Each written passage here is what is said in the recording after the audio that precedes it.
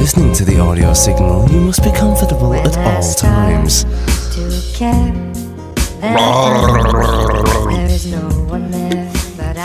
Just getting some water. Before we start the show, my name is Hush, and I'm with Lever, and we are presenting a brand new Banhammer podcast. Hopefully not in this voice for the rest of the show, but how is everyone doing? This is the Banhammer podcast, volume 10. Now, if you listened to the previous show, we spent about an hour talking about E3. Didn't manage to get everything. Pretty much half the games in. There was so much going on, but we talked about E3. And we were struggling thinking of a new theme to talk about, because what I want to do is I want to keep our shows quite regularly. We've been doing alright recently. We've been doing like every 2-3 weeks. Every 2 weeks. Yeah. The main theme of this podcast is going to be about games that have had emotional impact in our lives, and ones that have kind of brought us close to an emotional tearjerk, maybe even crossed that boundary into the actual domain of crying itself. I'm a man. I don't cry. In my entire lifetime, I'll tell you what, that had never actually happened to me until a couple of years ago. So when I cry tears of blood. Yeah. I thought even very few films have done that with me, because I thought I was hardened, but to be honest, I don't cry at films, but God, I watched like a few animes and that was it, tears everywhere. Oh, there was one, we had a discussion, myself and Levi, a while ago. There's a scene on an anime called Full Metal Alchemist. Oh no! I remember it was a pretty disturbing scene with Chimera is it just and a father. Daddy? And a daughter. I'm done. It's messed up. It's really messed up. Yeah, this is a spoiler alert for anyone who hasn't actually seen. Yeah, he kind of fuses Full Metal Alchemist. His own daughter with their pet dog, and it's just like a mess in the end. It's just disgusting. And the worst thing is she still knows that he's her dad. And one of the scenes, she's like calling him daddy, and you're just like, stop, please. Speaking of anime, it's something that I kind of got back into a little bit recently. I stopped watching anime years ago, and I haven't even started again. You know what I saw I was quite pleasantly surprised actually. I put my PS3 on recently, and I was like, just recently got the internet on mine, because I've been surviving off 3G for the past couple of years. And so it was updating with the new images and things that come up. You know, you can see the advertisements for apps and things like that. And one of them caught my eye, and I was like, where have I seen that before? Or rather, heard the name before. Let me guess. I was looking, and I was like, Can I have a guess of what this is? Is it? You'll know. Is it Crunchyroll? Oh yes, it's Crunchyroll. It's Crunchyroll. It's that website that gives people the anime because it knows you need. Yeah, and for anyone that doesn't know what Crunchyroll is the Netflix for anime. And what's brilliant about it is it's absolutely free. Now, there is a premium, but if you grab Crunchyroll, you can watch so much stuff that's going on. And I think quite literally, it comes out like an hour after it airs in Japan. Every anime that airs in Japan comes directly to this. I don't know if it's every single anime, and I don't know if you get access to... Do you get access to the I think they're called simulcasts, because it's a simulated translation. Something, I did see that term. I wasn't sure what that was. I did see something to do with that though. Like, I don't know if you get access, because it's basically an hour straight after Japan gets, you get it. Yeah. And I don't know if you get access to them for free. Because when I used Crunchyroll last, it was like you had a select amount of anime to watch, and that was it. And the new stuff, it was like, pay me money and I will give you. But other than that, no. But yeah, that was 2012. I think. It must have been 2012. Yeah, it was 2012 when I last watched stuff using Crunchyroll or anime in general. Okay. So it's actually been a long time. Really? 2012 you were watching anime in general? I don't know, like the animes that was out when I stopped watching were Black Bullet, I think it's called, was one of them. Never heard of it. It's a weird one. I think there was another one.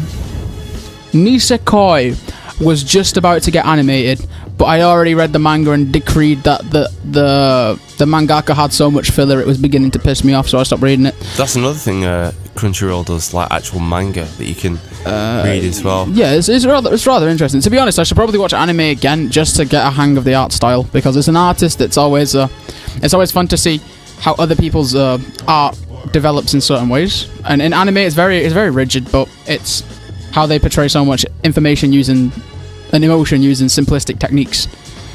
Yeah, which is the interesting also one. Very over the top in a lot of cases. Oh, definitely. Mini rain clouds are the best. We've had this conversation about the sexualization of particular female characters. That's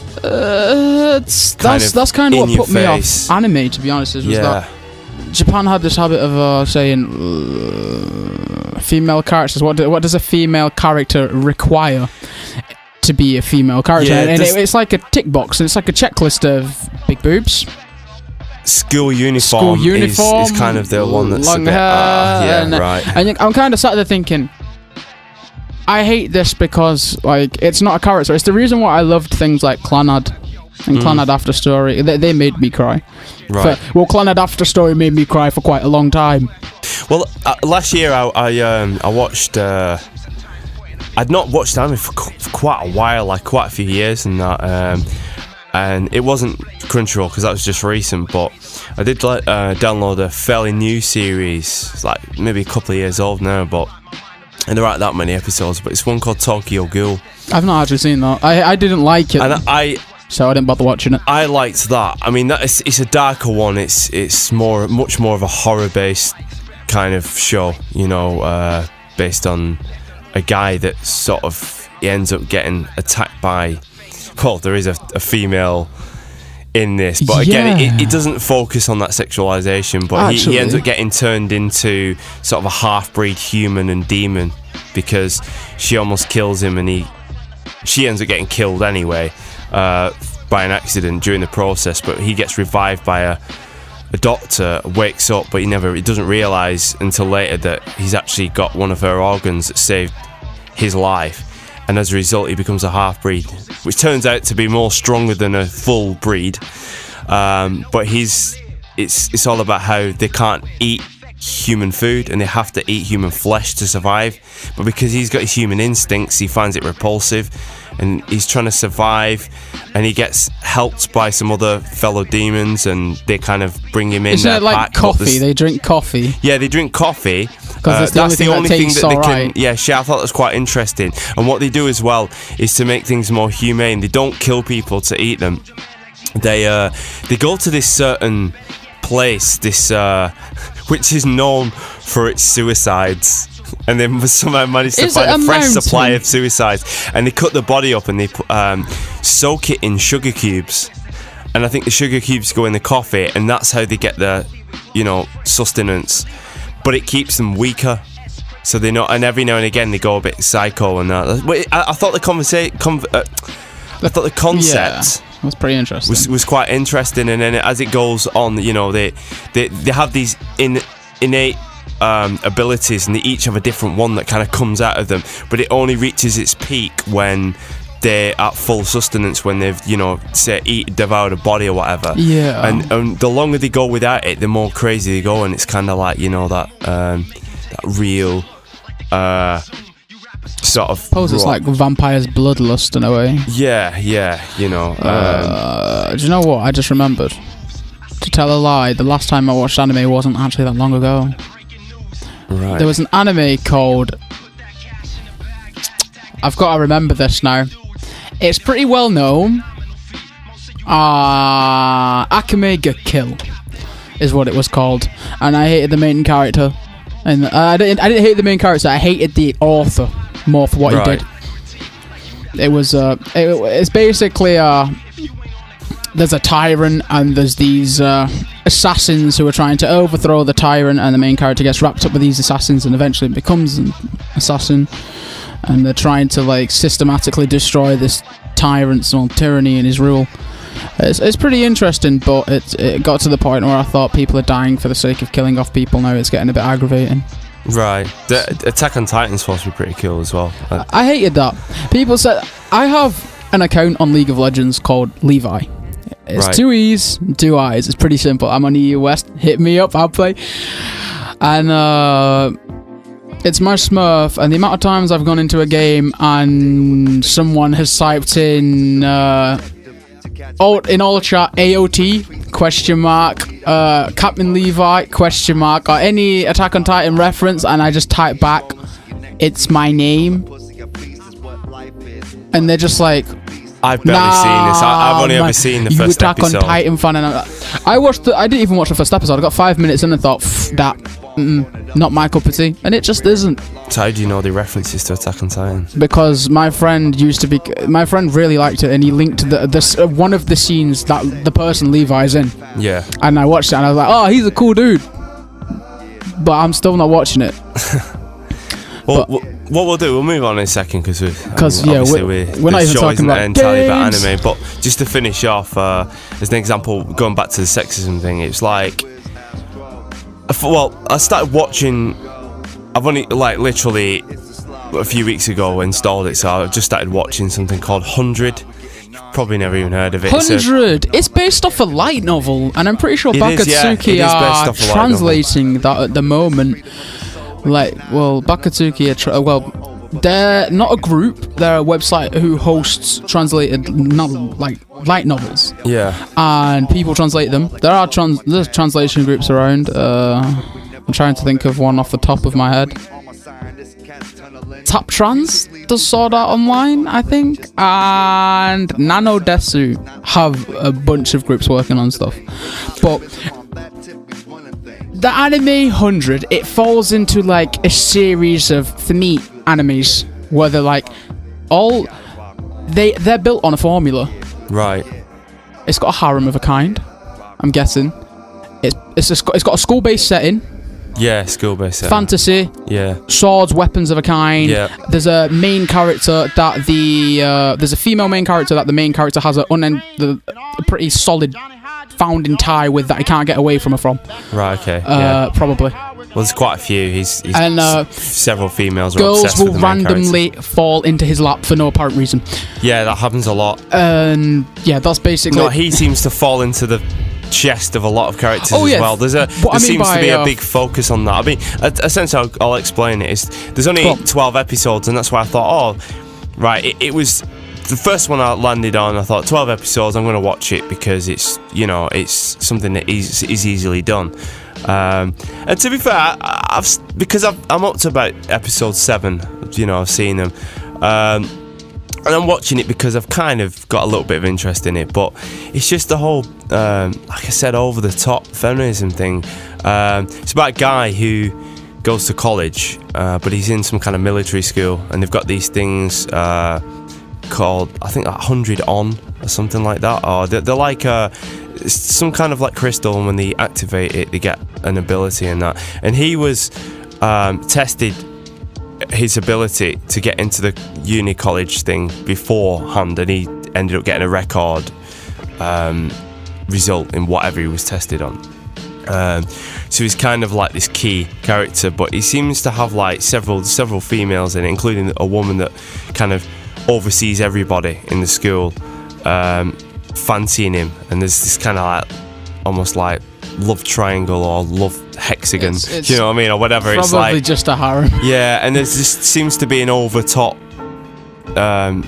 focus on it, quite a lot, and about like this woman, she's got the biggest tits in the entire school, and it's like even her sidekick females are kind of almost in awe of the size of them. And there's a scene where she's on the beach or something, and she's like ogling at this guy and stuff, and meanwhile her fellow, sidekicks are kind of like wanting to rub sun cream into a chest, and even having an argument against it and making a big thing about it. I'm thinking like, Yeah, that was one of the moments that I really cringed the most. But and I'm thinking, my God, I have to kind of say that's the effects this is a Japanese thing, isn't the Galapagos effect on Japan. Japan kind of evolved, like not evolved, but it developed in a different way than every other place. But it's so you can see obvious. It really bad.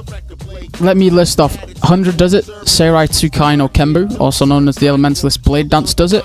Campione does it. C3, C to the power of 3, also known as Cube X Curse X Curious, does it. I'm trying to think. Surely there's more than 5 off the top of my head. Absolute Duo probably does it. Unlimited Fafnir probably does it. I'm sure I can get one more in here. Madame no Oto Vanadi. There's another. Like, I can pretty much... There's hundreds of these animes everywhere that have that.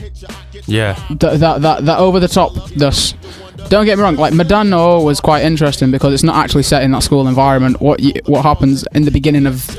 I was reading the novels before it became an anime, and this guy is basically a noble, this young nobleman, and he's sent off to fight in a war. I think a lot of the ones I've seen in the past have not been focused. I mean, I've not seen a lot, but like Full Metal Alchemist, it isn't like this. You know what I mean? It's a good, solid story. It's kind of deep. Same with like Tokyo Ghoul, even things that I've seen in the past, like the Street Fighter animated movie and stuff. Oh God! Ninja Scroll was absolutely excellent. No. Did you say Street Fighter animated movie? Yeah, the original. Because if you said the Street Fighter movie, you would be dead. Kylie Minogue ruined Cammy. Hey, you're talking to someone who's watched the original Street Fighter movie in the cinema when it came out, and it was crap. It was terrible. Absolutely terrible. Which the one with please? Yeah, the one with Kylie Minogue in. You just don't. I still have nightmares. And what's his name? Guile. The guy who plays Guile. He's what's he called? Famous Van Damme. Van Damme. Yeah. Van Damme. Oh God. Right. Anyway, so yeah, that's anime. The movie that spawned the game, based off the movie of the game, which was also just as bad. Yeah, it's pretty backwards. Speaking of Street Fighter, I'm in withdrawal at the moment. Are you? Yeah, I'm playing. I'm going to play some next week. I've decided. Balrog's been released. They've actually released quite a few characters, and I'm gonna whip out the Cammy. Right. Okay. I'm gonna get all my hit confirms down, and I'm gonna show them how it's done. Is that Street Fighter 5? Oh baby, yeah. I've heard that they've released free of charge some new DLC, which is like a whole story. It's almost like a movie. I think that's because people were saying the storyline's lacking. Have you not downloaded it yet? No, I've not been playing it. It's supposed to be good. Definitely. I've been hooked on The Witcher 3 at the moment. I would say check it out because some of the channels I watch been listening to a bit about it and stuff. Yeah. It seems to be quite interesting. But it's supposed to be like a full-on, like fully fleshed out story, but it feels more like you're watching a movie, almost like the animated movie and that, but with fights in as you go along, as you watch it, you get engaged into it, then it becomes a fight. Then it becomes a natural fight. Oh, that's interesting. But that's I've been playing Witcher at the moment, and if anybody has the chance to pick up The Witcher 3, just do yourself a favour and buy it. RPG of the last 3 years for me. Yeah, I've seen a lot of good. It's just so well done. It's not even that. It's like I'm reading the books as well, and I'm on the second novel. The first two, they're originally Polish books, I think. The only game that I've ever thought about buying a novel, and I didn't even do that in the end, was Resident Evil. When I was at uni, I remember seeing some. I was like, that's cool. It's pretty interesting. But no, that's quite an interesting thing, actually. The Witcher novels were right up my street though, because it was the whole. It's like folklore and fantasy and shit, and I'm a sucker for it. Like really, it's just like, just come on. Where did you get it from? The novel. Yeah. Off the internet. Oh right, okay. Because there are quite a few things in the Waterstones. Yeah, I bought one of my favourite series out of there. I bought Name for the Wind by Patrick Rothfuss. Really great book. And A Wise Man's Fear, which is the second novel. I went in on Christmas and I was looking for some stuff for some of the family, and I was quite surprised at what is there. There's a lot of anime based on and stuff and gaming related picture comics and things. Yeah. So yeah, I mean we're just waffling a lot of random like normal ball hawks as we haven't done that for a while. Ball hawks. Yeah. Ball hawks. So I'm trying to keep it clean, but like it means something keep else. It PG. Yeah. Keep it PG. Well, we don't exactly do that. We do swear a little bit. Oh, shiitake mushrooms. Yeah. I've not heard that one before. Yeah, I don't think we're gonna do well with keeping this whole PG-13 thing a reality, but we try. Yeah. So, like, going back into the like sort of theme, original it was about. of the show. Well, initially the idea was to talk about games that kind of have come close to making us sort of cry or really bring that emotional tearjerk close to the edge, you know.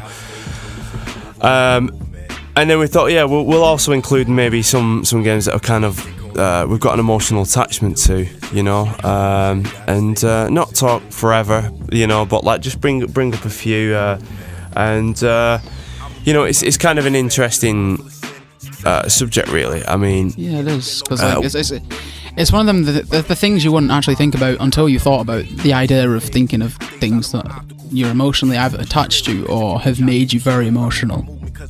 And I'm trying to think of one. Like I'm trying to think of one off the top of my head. I have games I'm really, really attached to. Yeah. Like one of mine is just the Mortal Kombat series as a whole. That was my introduction to fighting games. Right. Okay.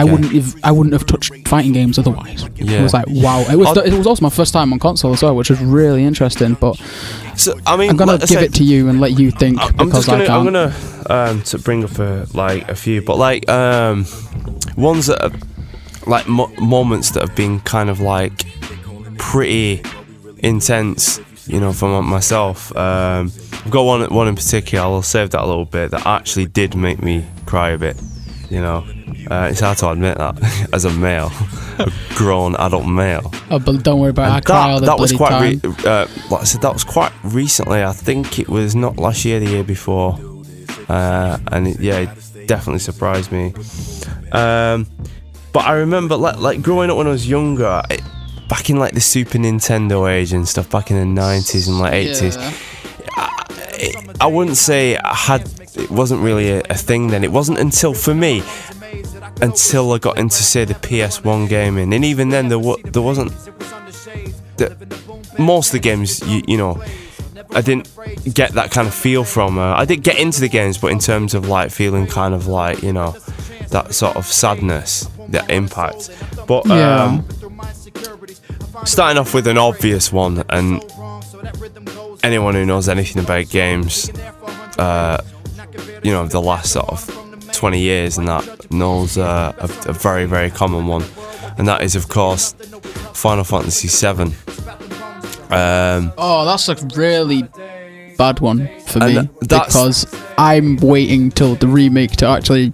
I'm going to play through the remake as if I've never played it before, because I can't actually bloody remember what happens. Again, like... I think I could say, this is a spoiler for people, well. But it's not really... Well, most people know about this anyway, but it's a classic scene, and it's kind of a bit of a cliche, really, to be honest. But I always remember this scene because my cousins, who I grew up with, like one of them comes to the studio, we did make music with quite a lot, you know, every week and that. But when we were growing up, he's like about 6 years younger than me. But when I used to babysit him, so when I was like 13, you know, he was only young, him and his twin brother. But I let them stay up, and we played things like Resident Evil, right? So they weren't allowed to go near this kind of stuff, but I would secretly put these games on, and did see me play some of the Final Fantasy games. It's funny how you see, you know, the influences, like the games he plays now are based on what I showed him in the past. Yeah. He's into the Resident Evils, he's into the Final Fantasies and that sort of thing. But Final Fantasy VII, I remember they came in and they were like kind of fooling around. I came to my mum's house, and I was playing Final Fantasy VII, and I got to the famous scene where you've been going I can't remember what point it is, and there's a lot of that I've forgotten about, because I've only ever been through the game once, but it was Final Fantasy VII was a big deal for me.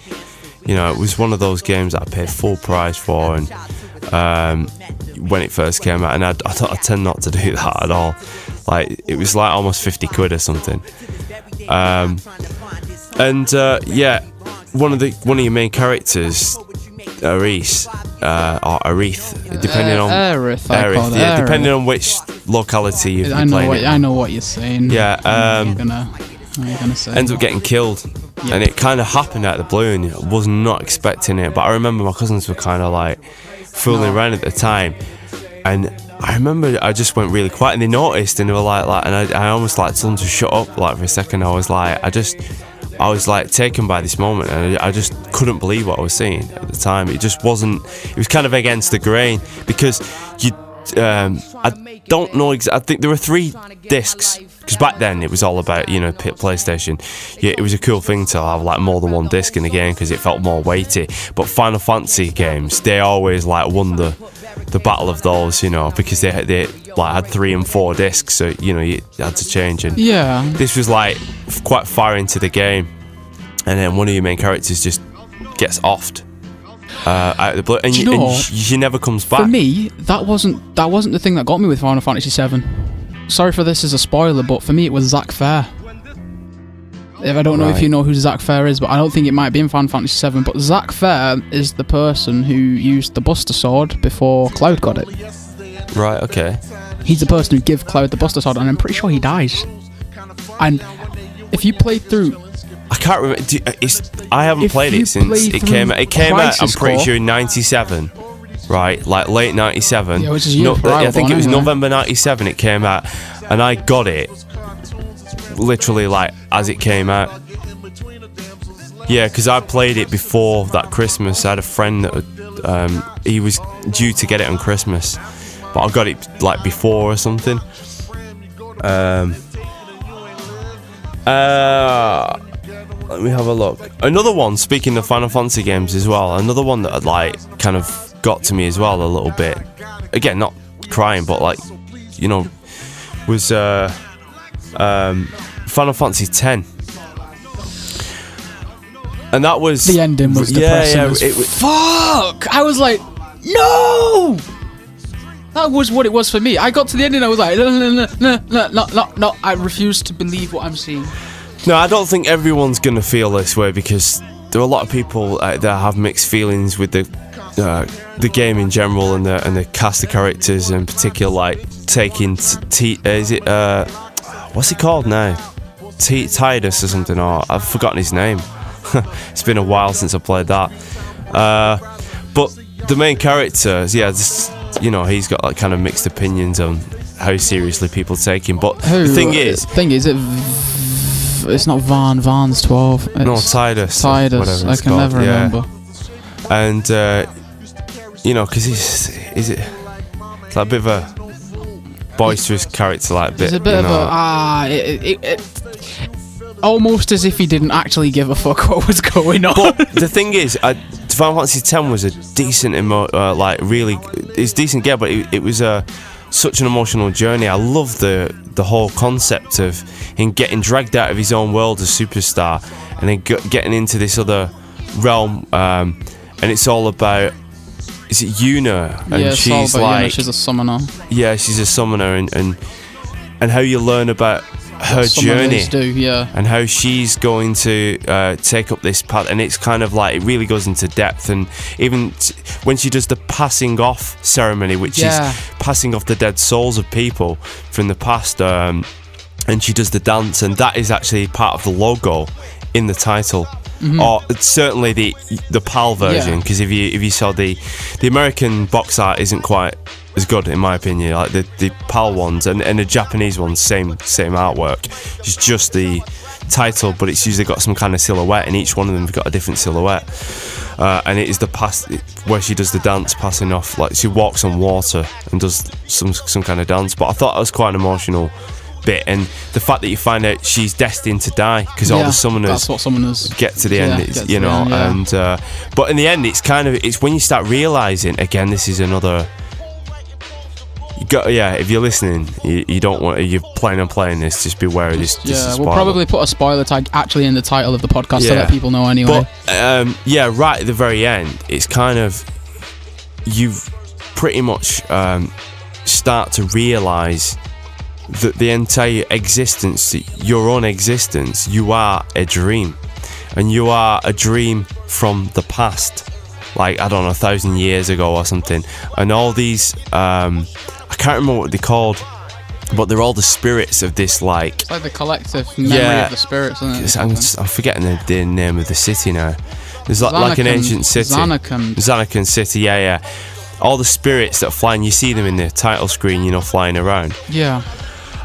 They, through all their pain in the past and stuff, they are kind of unrested, and they're sleeping, and they're projecting this memory, and you are part of that memory, and that's why you start off in how Saddening used to be, like 1,000 years ago or something, and he gets brought out into real world, but he's actually just some kind of memory. Yeah, and as he gets to the end, it starts to become apparent, and he kind of loses himself a bit, like Back to the Future, where Marty McFly starts to disappear. He's playing the guitar. Yeah. And because things are not going the right way, he starts to physically disappear. It's kind of like the end of there, where he starts to disappear, and he does. There is a bit at the end where I think you can get a slightly different ending or something. He can come back, but it's, again, that's just an extra thing, really. It's like, but I really thought it was quite an emotional sort of ending, and it was such a long story. I mean, I put about 130 hours into that. I've actually remembered. I've actually got a few now. Yeah, no, it's good. I wanted you to. One of them, and I know this is one of probably the most hated Final Fantasy 30 games ever, and it's 13. And the reason why I say hated is because as a main character, Lightning wasn't the best. But it wasn't the main character that really got to me. And this is a spoiler for people who haven't played it. There is a dude with an afro, and it named Daj. Not Daj. Is named Sars, and he has a son named Daj. And it's not actually a spoiler because this all happens before the game. Right. Okay. And his son, he goes to this it's called something gorge, and it's like a mining facility, I think. And there's a lassie there. There's a fal'Cie, and these fal'Cies help Cocoon live. Like this floating ball in the sky named Cocoon, and everyone who lives on Cocoon thinks Grand Pulse, which is the world below it, is full of horrors, and everyone who lives on Pulse thinks Cocoon's full of this. It's basically the same shit either way. And he's with this fal'Cie, and something must attack. I can't remember what happens, but something attacks the fal'Cie and makes it think it's in danger. And a way for fal'Cie to protect themselves is to turn humans into lassie and give them a task. And if you don't complete your task within a certain time, you become like a remnant of yourself, and you turn into like this monster that's called a Seath. Ah, right. Okay. And his son gets branded as a lassie, and it's pretty much a death sentence for that to happen. And he's basically, he doesn't know what to do. He's trying to protect his son. And a PsyCom operative, which is the peacekeepers there, comes and knows that his son is a lassie, and she takes him away.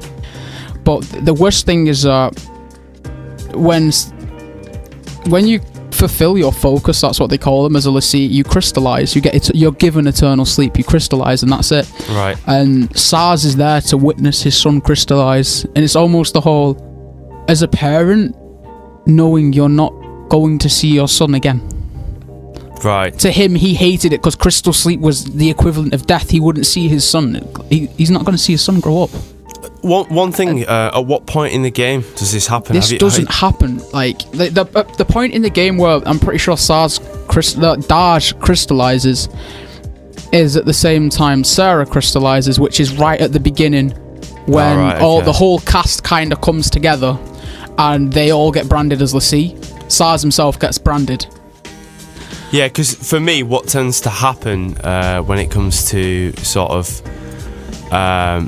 these moments I get emotionally attached to something it usually comes when I've spent quite some time with the game and bonded with the characters, and when something happens to that character that you've really got to know, especially if you get a good story arc and you really it does grip you get attached to that character.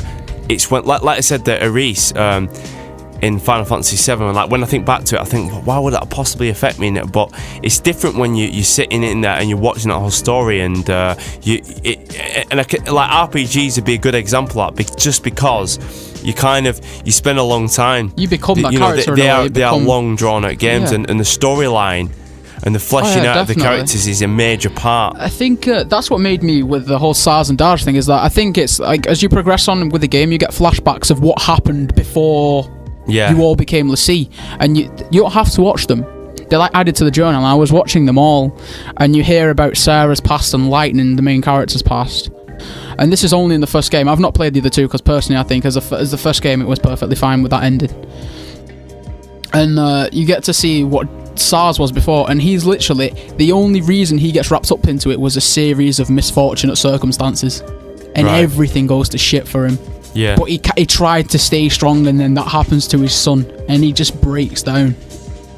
Right. Because all this, like, it was something like if they didn't go to that place that one day, none of this would have happened.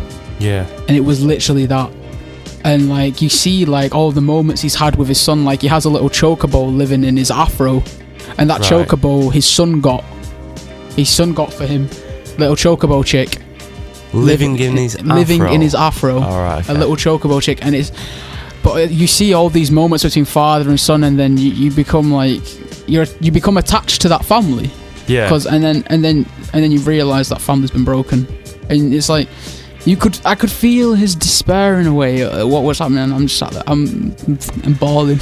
But again, tears out of my eyes. Again, this is another Final Fantasy game. It just goes to show really that. Square are really good. Square are really good when it comes to stuff putting like stories together. I know it's not everyone's cup of tea. That you do always going to get mixed opinions, but I've always thought the Final Fantasy games, and generally they've done some good work on them. The storylines are always fantastic. My next game is going to give you a twist, though. Tell you now. Yeah, I'm gonna mention. Another one from the past on the PS1, which probably is the only other one that I can think of that really got to me other than Final Fantasy. Well, when I say I didn't actually cry or anything, but it kind of it was kind of a saddening moment. And you probably never even heard of the game. It's a game called Suikoden. Nope.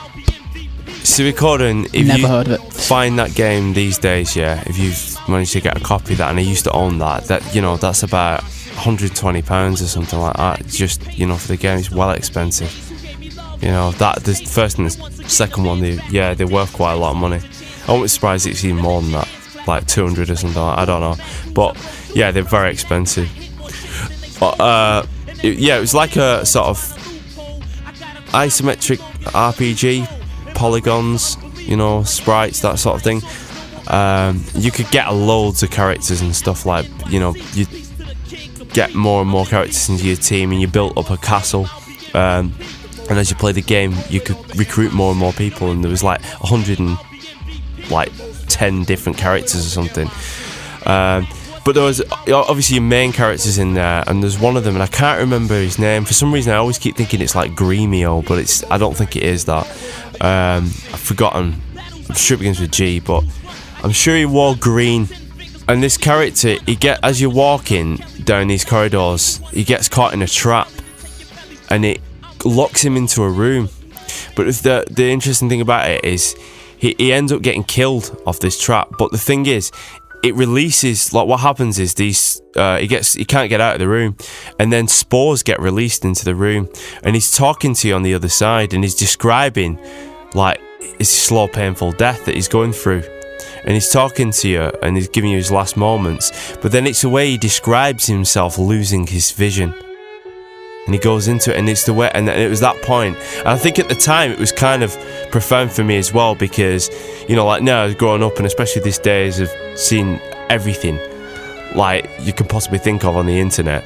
Back then, like as a young teenager and hearing about this, you know, this form of death, like these spores are in the air, and he kind of starts, you know, saying his last words, like I said, and when he starts talking about, like describing how his vision's going, and then his hearing was going, or something like that, it kind of really, it felt like a grim moment, and you just felt so sorry for this guy, and then you lose him, and I think, yeah, they're eating away at him, and I think they like eat his flesh and stuff, and it kind of he just disappears or whatever, and it was like a really grim moment, you know, and that was probably one of my first that I can think of that I ever felt some kind of like deep emotion to a game, because that was shortly before Final Fantasy VII, you know, but that was quite interesting. That's pretty deep. I mean, you see someone like that, I mean, even for me, I don't think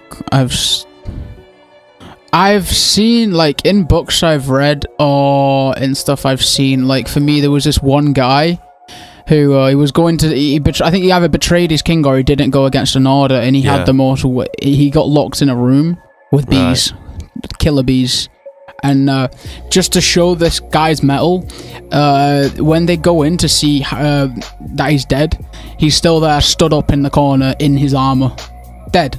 But he's still there. He never squirmed or anything. He was stood in the same position. Right. And I was like, my respect goes out to the man for being able to do that, but it was brutal as anything. What was this in? I can't remember for the life of me. I just remember the scene vividly. A guy, it was bees. I know it was the fact bees killed him. What, a game? No, not a game, but that's one of the... That's the only thing I can think that was similar to that. Oh, right. Yeah, I see what you mean. For me, my only other moment that was... it's not tear-jerking, but that really touched me was... and as weird as it sounds, it comes from a game that isn't known for seriousness. It's known for its humour. And that's... and I've had a few moments like this with the series of games. That's Disgaea. Right, really? In Disgaea 4, A Promise Unforgotten, you play as a vampire named Valvatores who doesn't drink blood, he eats sardines. Never expected this game to be in this list. He eats sardines. And he's like, I will be the strongest vampire ever, and I will be only using the power of sardines, and he's completely mad over them. But then you realise, further on down the line, you meet this angel called the Angel of Avarice, and she steals, funnily enough for an angel. She's very greedy. And she steals things, and when you first meet her, he's like, do I know her? I know her face. And it's like, no, it can't be her, and just disagrees with it. But later on down the line, you realise that he tells the story of why he stopped eating sardines. And basically, when he was a vampire, when he was a tyrant, he was called Tyrant Valvatores, he went to the human world, and for the netherworld to exist and function, the human world needs to fear them. Yeah. For them to, like, for the balance to be there, otherwise it wouldn't work. Right, okay. Like, Celestia would fall and shit. Basically, bad things would happen, and he's scaring these people, basically. There's a war going on, and he's being a vampire, basically, and sucking blood and causing just general havoc. But there's this one sister, this nun, who he can't scare. And he says to her, I promise you I will not drink a drop of blood until I successfully, like, scare the living shit out of you. And she keeps coming back to him, and then this one day he leaves her after yet another failed attempt, and she's on her way back, and she dies in this war. Right, okay. And ever since that day, he'd never touched blood. Right, okay. And years and years and years down the line, he meets this angel, this Archangel of Avarice, and then he begins to slowly realise that person who he never scared the hell out of is this angel. Oh, right, okay. And how they meet again after so long, and even that, I don't think he even managed to scare her in the end. I've not seen... There is an ending which is based solely around them two, called... That story arc. The Lover's Ending, and I think the only way to get that ending is you have to, as Valvatores placed next to her, if you use... there's a thing called defending, and if you defend next to someone, any attack that should hit them, you switch places with them. And you take that attack, and you have to defend for her 20 times whilst also being in the same group as her in your political party. It's another part of the system, but that's that. And I was like, I've been playing all these hours as avatars, and I thought it was just a big joke, and like taking Disgaea as you do, and you're like, oh, wow. Yeah, it kind of caught you off guard, and you're like... The other one for me was... where you start thinking about it. The ending of Disgaea 1. Right, okay. In Disgaea 1, an angel gets sent down to kill the Overlord, funnily enough. Right. An angel gets sent to kill an Overlord. The most klutzy, stupid angel ever. Yeah. And she's called Flon, and she fails. She gets caught by Lahal, and she makes it her goal to teach him what it means to love somebody, to feel love, because she thinks it's the epitome of all emotions, and she's trying to teach him, and he refuses to accept it. And one day they're raiding this castle of I think it's called Hogmeister or something, and he's trying to overthrow Lahal and become the next Overlord, because the only reason Lahal's Overlord is because his dad died. He supposedly choked on a pretzel and died, and he's taking over for him, and he's having to defeat all the people who want to be Overlord just to make sure his right to the throne is known. And he goes to kill this Hogmeister, and he finds his son after he kills him, and then it slowly sinks in just what he's done. He's taken a father from his son, just like his father was taken away from him. And slowly throughout the games, these little things happen where he's beginning to realise that he's maybe feeling these emotions aren't as bad, like regret and love. And at the end, Flon, because she tried to kill somebody as an angel, she gets sentenced to eternity in like a prison. I think they tried turning her into a flower, and one of the endings is it's actually possible for him to, I think he sacrifices a portion of his power and reincarnates her as a devil. Right, okay. At the end, and I was like, I've been with this character for hours and hours and hours on end, and he's gone through this big emotional 180 from being I hate everything to actually giving up a part of himself for someone else. So it's like, you spent a long time with that one character. It's like, and I was playing this when I was quite young, and it was like, I'm growing alongside this character. So you had it's just more of an emotional attachment rather than making me cry. Sort of, but it was very. But it's a deep moment. Yeah, and to be honest, the more and more RPGs I play, the more. It's not that I get attached. It's that because I play them as a role-playing game. It's like I fully try to immerse myself in the universe I'm in. I'm like that. I love the story with a lot of these. I do, obviously gameplay is important, but I love my storyline in games, and it's why I'm into a lot of the single player stuff. I don't know for you, but Mass Effect 2. Funny enough, that was on my list, Mass Effect, and I just grouped them as a whole. I have not played 3, and I played a bit of 1, but I got up to the suicide mission in 2. And oh god, I hated myself for so long after that. You don't want to know what happened. Which bit? The suicide mission in 2, where you have to have you take so many people with you, and if you have everyone doing the right thing, like you can get so many people to survive. All right, is that with the plant thing? God, it's years. I can't. You go. I thought this was the first one, actually, to be honest. The one I'm thinking about. There's one where you go somewhere and there's like everyone starts acting weird, and they're actually something. No, there's a plant that's actually sending spores out, and it's controlling them, and it's manipulating them. Sorry. You know the Reapers? Yeah. It's when you kill the first one. Right. Okay. The Shepherd. Right. I'm pretty sure that's at the end of Mass Effect 2. He kills the Reaper.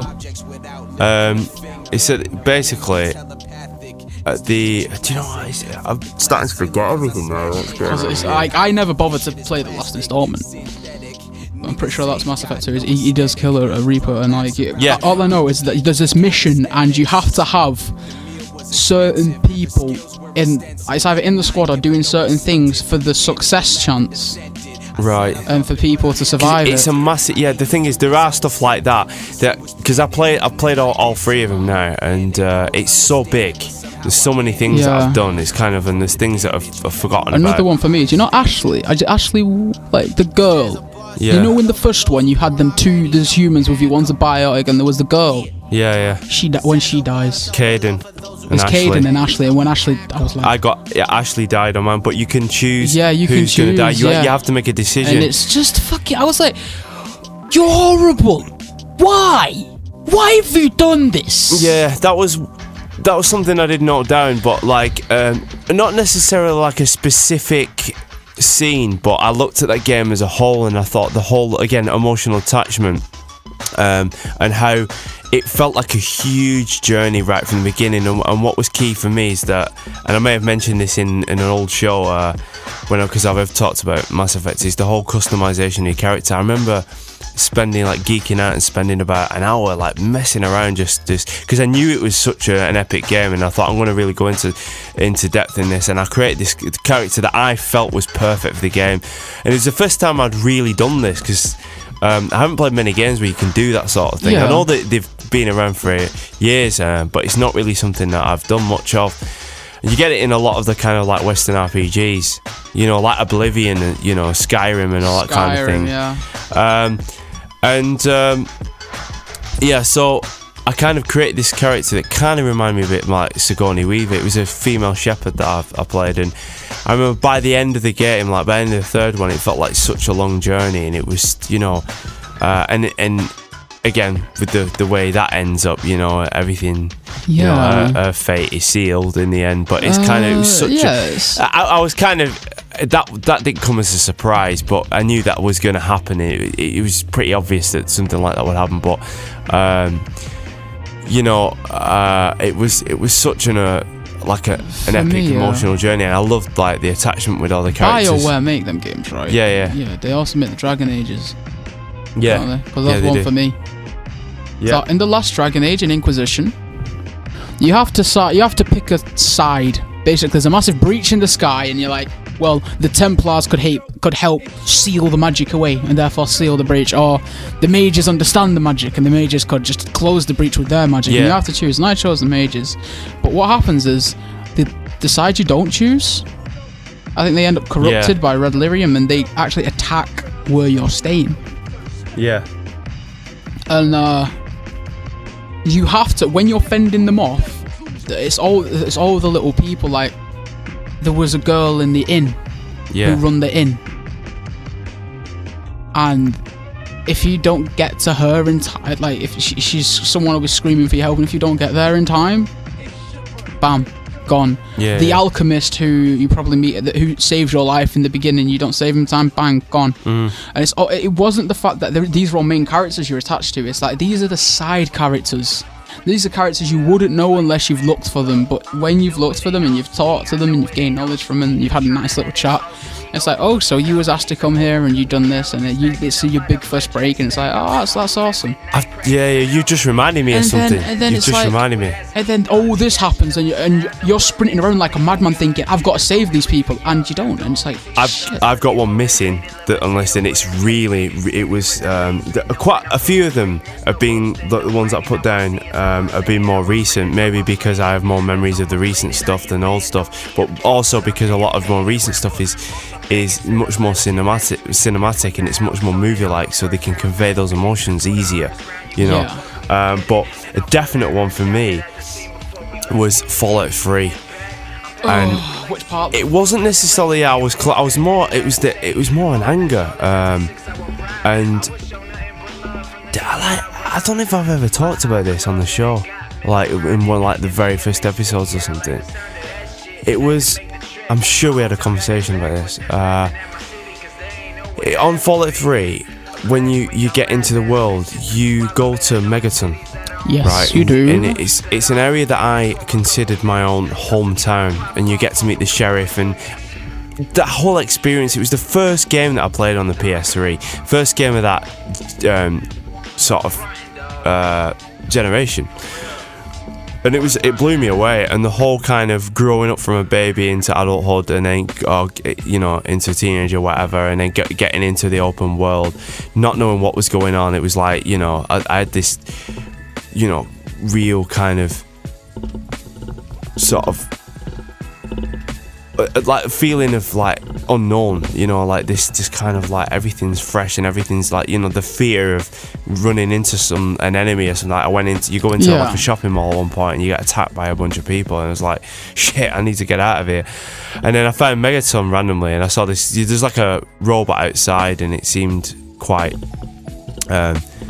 like I was worried that it was going to be violent towards me, but it was like, welcome me in, you go in. But there's a certain point where I'd been on the game for quite a long time, like, because I put over 100 hours in that game, and I was on for like 30 hours or something. And I came back to disarm a bomb. Oh, the atom bomb. Yeah, I came specifically to, because there's like a religious cult around it as well that are kind of worshipping. Children of the atom. Yeah, and the atom bomb is there, and it's an unexploded bomb, and it's kind of a risk, but you can only disarm it when you have the ability. And I got the skill, and I went there with this sole aim to disarm this bomb, and I ended up in a bar in this little village, but just before I went to do that. And then I saw this random shifty guy. He looks like a businessman, you know, one of those with a briefcase and black shades and a perfect looking suit and trench coat. You know. I was like, oh, what's this guy all about? Listen to him. He gave me a proposal, and that proposal was to put a device on the bomb so it could be remotely triggered from a different location. Of course, at the time I was horrified with the thought of that. I'm thinking, what, that's ridiculous. Then I started getting a bit intrigued, and curiosity drove me to try and see what would happen, because he started talking about I'd be safe and I'd be in another area, and I'm like, where is this going to be? So you go to Tenpenny Tower, go all the way down to there, which is a different location, and have I told you this before? Yeah. And then it ended up like explode, like you end up being forced into a position to blow the entire place up. And I did it, and I just felt really guilty after that. I felt really awful, and then it was even more interesting because I was able to actually destroy Tenpenny Tower by doing making another deal with someone else, and you can cause the whole place to be ransacked by the mutants, or not mutants, the ghouls, yeah, which are basically people who've been fried by radioactivity from the fallout and stuff. But yeah, that was quite intense and stuff. That was a big one. I mean, I think this will be my last one, because I know for the fact the show's going to be the longest. Yeah, anything. there's a couple of things. I mean, there's one that a couple that I do want to mention. One of them, actually, the only one that has genuinely caused me to secrete real tears from my eyes, from the tear ducts in my eyes. Yeah. For me, the last one is actually an MMORPG. Right, okay. It's Final Fantasy XIV and the expansion of Heaven's Ward. It revolves another Final Fantasy. It revolves around. Well, to be honest, I could say World of Warcraft, but there's 1,000,001 things that happen, like the Stonemasons of Stormwind, Edwin Van Cleef, and Vanessa, and there's so much shit. I could literally just say the rise and fall of Arthas as an entire bit, and that I could be here for hours and then talking about all the things in Warcraft that have made me think, and the Dragon Soul, the Well of Eternity. I could go on forever about Warcraft, which is why I really didn't want to say Warcraft made me cry, because it's made me very close to crying on multiple occasions. Really? Yeah. In terms of like storyline? Oh, definitely. The worst one being the fact that the Night Elves can be pretty much brought to the reason why Azeroth is fucked up. It's pretty much the Night Elves' fault, or their ancestors, the elves. You can pretty much say, it's your fault, you're going to deal with it. The Old Gods, we know that was you. Deathwing, we know that was you. The dragons hating you, that was your own fault. Orcs coming in, you brought the Burning Legion here first. Like, you can pretty much attribute everything going wrong with Azeroth to the Night Elves. But anyway, back to Final Fantasy XIV. You go out to stop this person who is, you think's a primal element, and the primals, like, they want to take over a bit. And Shiva, I'm sure you know what Shiva is. You played Final Fantasy, you know who Shiva is. Yeah, the ice, sort of the ice goddess. Yes, sort of. and Shiva. I used to call her I always called her Shiva growing up, and then looked at the spelling and I thought, I'm sure that's Shiva. Shiva's also a Hindu goddess, a god of destruction. I'm pretty sure it's one of the big three. Yeah. So Shiva, she's this ice goddess, and you go to stop her, and you realise that the person, what's happening is this primal Shiva is this person who's gathering these crystals, and I'm pretty sure it's crystals, and I can't remember, and she's becoming Shiva because she hates what people are doing, how people are fighting and killing dragons over something that happened years ago, all because they hate each other. And she's trying to find peace between dragons and humans. And she's doing it because Shiva in that universe is basically, the reason Shiva existed is she was supposedly Elizan, which is like an elf consort to a dragon. Like, she fell in love with a dragon, she committed the ultimate sin, and they've denounced her and everything, and she's idolizing her, and she's trying to bring everyone together. And you meet the dragon. It's not Midgard Sommer. It's like Havalda or something, who was actually the person who Shiva was with, like the dragon Shiva was with, and it's an actual dragon, big ass fucking thing, scar over eye and everything. Yeah. And he is like sending you on your way, and it's like, yeah, we won't talk until you've done this, until you stop this. And then you end up in a place called the Eyrie, and Nidhogg, who's the dragon who's leading the war against the humans, or the Elizan. You find him and you kill him. Right. And you take his eye, his last remaining eye, but you realise that Nidhogg was supposed to only have one eye, and he's got another one. And then you realise the eye he's got is the dragon who's supposedly Shiva's consort. It was his eye. And this lady, Iceheart person, Shiva, it's just... she's been fighting for this peace on behalf of this dragon for the majority of her life. She's committed sins against her own kind for him. Yeah. All to realise that he's been fueling the war. He's split half his power and give his eye to his brother. Right. And his brother's been waging war for years on end. And everything she stood for has gone up like that. Right. All because of revenge.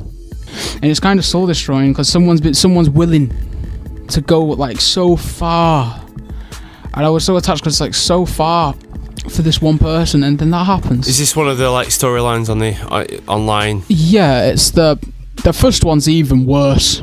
Like a lot at the end of in patch 2.3, there's a lot of things like you're part of a group called the Scions of the Seventh Dawn, who protect the realm, pretty much. Protectors of the realm, blah, blah, blah. And something happens in one of the main cities, the cities in the desert called Uldar. And one of the Scions has made this grand company, there's one for the three major cities. Yeah. And basically what happens is this grand company that isn't even part of a city starts breaking apart, and it's... people get bought off in service of other things, and then you go to Uldar, and I'm like, what happens is I'm pretty sure the Empress or the ruler there gets killed. Yeah. Because of these Crystal Braves, and then you realise these people you've been doing jobs for, the people have turned their back on you. The entirety of the Scions of the Seventh Dawn go missing just to make sure you get out alive. They're all sacrificing themselves, running through the sewer. It's like, I'll stay back and deal with these, you carry on. And running through the sewer, the group slowly dwindles down one by one, like Papalimo and Ida, Thancred, Istola, Minfilla, all these people, there's just one by one, all just so you can survive. With someone else who's, I can't remember his name, Alfinard. And it's kind of soul destroying because this group you've become a part of to protect the realm has just been undermined for the greed for wealth. Right. And it's been completely destroyed from inside out, and no one knows where everyone is. There's only 3 of you left, and you're trying to find everyone, and that's how you end up with the whole Shiva situation. You get given sanctuary in a nation called Coerthus, where these Elizan live, who are having this massive fight with dragons and shit. Ishgard is the place you go to. Right. And they're having the fight with dragons, and that's how you get involved in that. Your entire reason you got access was because you're classed as a warrior of light. You've been blessed by the crystals themselves, like, you know, the mother of it's like basically the Mother Earth of wherever you are has blessed you, has seen you worthy. She's called Heidelin or something, and she's seen you worthy, and these people know you as a warrior of light, and because you're that warrior of light, they say, we'll let you into our country, Ishgard, and we'll keep you safe from everyone else, but you've got to help us with this. Yeah, did you put a lot of hours into Final Fantasy XIV? I've got 14 days playtime on one character. Right, okay. Which, what you mean, like, as in actual hours, 14 days as in 14 days played in game. On the character. That's what I mean. So, like, quite a lot of hours, like several hundred hours. That's not even my most played game. But 10 days would be 240 hours, wouldn't it? Yeah. So, kind of. I have more hours than Warcraft. 50% pretty much on top of that. So, like, I bet 300 hours. Over 300, yeah. That's quite crazy, that's not that bad, actually. I've got 246 hours in Dota 2, over 1,000 hours in League, and 217 hours in CS. That is just... I don't understand how you can do that. Not that bad. Like, I thought 156 hours in Final Fantasy X was crazy. Dude, like, I know people who have playtime on WoW characters of over a year. Again, we've been through this before. We play online. It's fucking stupid. It's easy, yeah, because you're just coming back and it's like you got a social element. There's let's just idle while I go and get some food. Let's do this, you know what I mean? Let's come back on and speak to this person. Let's do this. It's very easy to do. It's very easy to do the whole thing. Rack up 365 days playtime. I mean, we are getting quite far in this. There's a couple of mentions I want to bring up before we do finish, including the one that actually, if you want an upsetting game, I definitely recommend checking it. You know, it can kind of prove whether you are a sensitive being or you are psychopathic. and don't have a void of emotions. It depends. Right. Right, one of them I thought was really cool. You don't think you played this, but you might have heard of it. It's a real emotional journey. It's called Machinarium. Point and click game. The robots. Yeah, two little robots. There's female and male, but there's a lot of other robots in there. But I thought it was a masterpiece. I think they're called Amanita Design from Czech Republic, and they're a small independent studio. They've just released a game called Samaros 3, and that's supposed to be like some. In fact, I don't know if it's out yet or it's coming out or something like that. It was mentioned. Like in one of our previous shows, I think I might have brought it up or something. But Machinarium, it was about a robot that's kind of pretty much separated from his partner, female robot, and then you start off, he's just rejected and thrown out in the trash, and you actually start in a junkyard, and it's pretty much a point and click game, but it's quite unique in the fact that it doesn't rely on speech and stuff like that. It's one of those, like, it communicates through speech bubbles with images and just little noises and stuff like that. There's no, you know, a bit like Pingu, that kind of thing, you know, where there's Pingu's the way you get the story, or even Mr. Bean, you know, you watch that, you don't have to follow it for its actual linguistic, you know, approach. It's actual, the words itself. It's more, it's an expression and emotion. You get that, but it's the charm and everything, and the emotion that through the music. The music is amazing. That's one thing that I rate about this game. This guy called Tom Dvorak, also known as Floex, and he makes some excellent music. Very organic, very deep.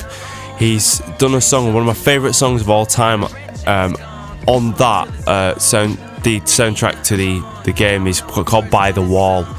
So if you check, By the Wall, Machinarium, it shows a scene where he bumps into his girlfriend for the first time, and he sees that she's actually being kept away, kept locked up in a kitchen, and she's kind of like a slave to the system, and you're kind of like on some sort of lift going down a wall, and there's a little hole in the window. You can see a window, and you look through it, and you kind of like, you see her, and you're like, you want to get to her, but you can't get to each other. And the music, the combination between that scene, the music, and the fact that you end up switching backwards and forwards to the outside and the inside the kitchen, and you help each other out, and you have the lever to it, and then carry on. And I just thought that particular moment in particular really worked, and essentially that's a game definitely worth checking out. Yeah, we've talked about this before, like especially about the music, because I've heard it, and I think I've seen that scene. Yeah, it's a masterpiece. It's absolutely a masterpiece. Like from the art direction to the music. Yeah, because I know you've done a bit of fan art of this, haven't you? It's a true example of like our game's art, like, and that's an example of not my. For me, it's really not my cup of tea though. It's the sci-fi thing. I'll give it a shot if I ever try it, but yeah, I'm more of a Bastion lover and Transistor. Very good games, very emotional as well. Yeah, and the actual final one that I'm gonna bring up that I only played a couple of years ago that actually really did cause me to shed a tear. Was in fact the Walking Dead Telltale game, particularly the first season. Now, I'm telling you, I defy anyone to go through that and just play it without feeling at least a little bit sad. Try and go. The thing is I hate The Walking Dead. I hate The Walking Dead, so I won't touch it. Yeah, but that's. I've not played it, so I can't. To be honest, I'm kind of biased. I don't want to say it's going to be shit, but I'm not a fan of that. Forget about the fact that it's Walking Dead, because this is more about the emotion of the attachment between the characters and stuff.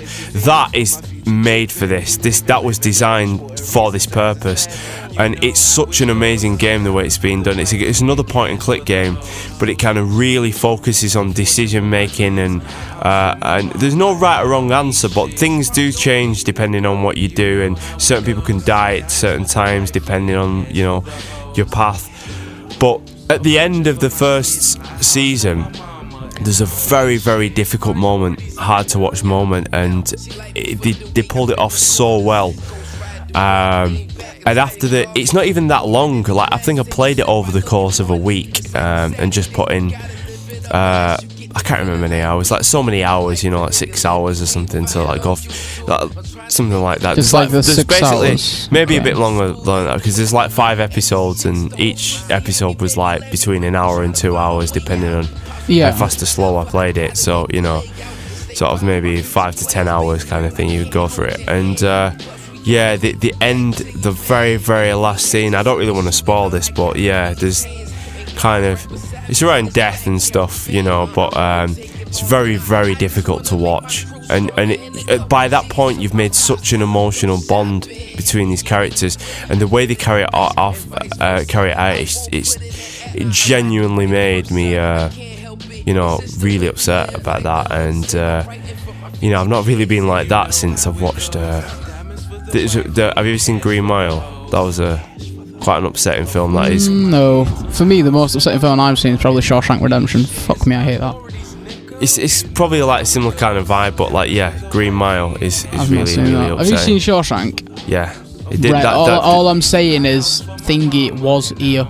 I was tearing up when that happened. If you watch Green Mile, you probably get to you as well. It's kind of another epic movie, again with prisons involved and stuff, But The Walking Dead.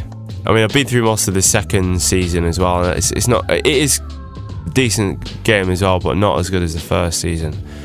I'm going to leave it this, because we've kind of gone overboard. So Thanks for talking about anime for 15 minutes. In this show, anime and also games, but for us it's if you enjoyed it, let us know, and please do tell us if you've had these moments with games as well. I want to know what you guys, if you've had in a moment where you've been emotionally touched, or you're tearing up at a game or a TV show or anything. It would be pretty cool for you to share those moments with us. Yeah, and there's one more thing I'm going to leave. It's a game that I know I've yet to play, and I want you to try and go for it if you can as well, because I want us to both go through this game. It's only a short one. If we get a chance to do that, and we could maybe discuss it in a future show. It's a game that's known for its emotion and its sadness. It's an indie game that came out a few years ago. It's called To the Moon, and it's based all around. I've seen this on Steam. A guy who's dying. I don't know a lot about it, and I don't really want to know a lot about it. But I know it's something to do with someone who's on his deathbed, and you kind of his dying wishes to go to the moon. You kind of live through his memories and stuff, and it's kind of the graphics. It looks a bit like a sort of top-down, old-school RPG. But it's only supposed to be like 5 hours long. It's supposed to be really emotionally kind of upsetting. I can't say I'm a fan of these games, so I'll try and get through it. Right. Like for me to properly lose myself in games, there are a few things I need. Like what? Like fantasy. In any element. Yeah, but it's only a few hours. It's only, to be honest, I can lose myself in it. It's got to be deep enough. If it gives me relations to a character, then I can lose myself into it. It's like even Witcher at the moment, I was reading the books and then I'm playing the game at the same time, and I'm reading like before what happens, and it's like in one of the books, I'm sorry if you don't know about this, I'm sorry, but Yennefer, who the Witcher is with, in a relationship with, she's pretty inventive, right? And she was keeping this unicorn. She had this unicorn thing, right? And so, being inventive, the unicorn got used in nighttime activities, and then you're reading this at the beginning of the game. You're reading this letter from her, and the thing is, you would never know what this means unless you've either read the book or I think played the first game. It's from Yennefer, and she's telling you about what happened and where you've got to meet in Vizima or something. And at the end, it says, "P.S. I've still got the unicorn." And the person you're with, Vesemir, says, "What does that mean?" And you have the choice to say it's private or just tell him. And I was just sat there thinking, wow. It was the fact that they managed to keep the little things in that, like, I would have never, that would have gone completely over my head if I hadn't read the book. Yeah. And I was reading the book and I know the things that happen. It's like, I now know why Yennefer and Geralt are so closely tied together and shit. I know where Cirilla, who you're chasing in The Witcher 3, I know her father and I know what happened, the circumstances of her birth. And I know why she's so... And knowing these little things, it's like, especially games with novels, I become that much closer to the characters. Especially The Witcher 3. The first books in the Witcher series are short stories. Yeah. And it's just like little snips of his life. It's just I've got just buy the fucking game. Do yourself a favor. You ain't got the game, buy it. And if you got the game, play it. You give me ideas though for like trying to hunt down maybe some kind of like novel material and stuff to some of the games that I play. Buy the shit. It's simple. Not even that, just novels in general. Novels are... I'm going to lend you some books, you're going to read them, put it away. But anyway, that was probably my last step. And I've not even finished playing that fucking game and I'm attached to it. But yeah, if you have any at all stories you wish to share with us about games you are emotionally attached to, or you've been... Made you cry. Almost did, or even anime. We've if you didn't cry at Clan, I'll kill you myself. Anime, TV, even TV shows. TV shows can make people cry. Anything, just even blokes can cry as well. You know. Dude. I'm a bloke. I'm a bloke, and I cry all the bloody time. I probably cry a lot more than the average girl, so don't worry about it. There's nothing wrong with crying. So. You must be pretty emotional if this gay came into it. I'll openly admit I could cry at pretty much anything. What can I say? I'm an empathetic individual. You need to play To the Moon then, because like... No, because if it's anything like Clanad had me crying for at least 3 episodes fucking straight, so... I think at least crying for at least 3 days. No, right. Clanad After Story was terrible. Even a friend of mine cried for a few days at that shit. Right. I was like, no. The tears were coming. And yeah, but it was a great experience watching that, and I would recommend Clanad and Clanad After Story to everybody. Yeah, definitely. So yeah, we'll leave it there because we've done a classic going overboard. We've done a double show. It's gonna we're gonna call it a double show. We didn't go overboard. We wanted to give you something special for episode 10. We give you double. Oh yeah. Double digits. Episode 10. Yeah. Double digits. Double time for you. So we'll be back next time, definitely. This is myself, Levi, and my friend Hush. Signing off for the night. Good night, ladies and gents. See you later. Pocket full of money, that chase could get lethal. Fans run up on you, it's nice to meet you. For two things, they either respect you or wanna be you. And I'ma see it in my lifetime. Stories of my lifetime, not even in my right mind. Even when I write mine, I know I gave everybody on earth yellow gold. Go down.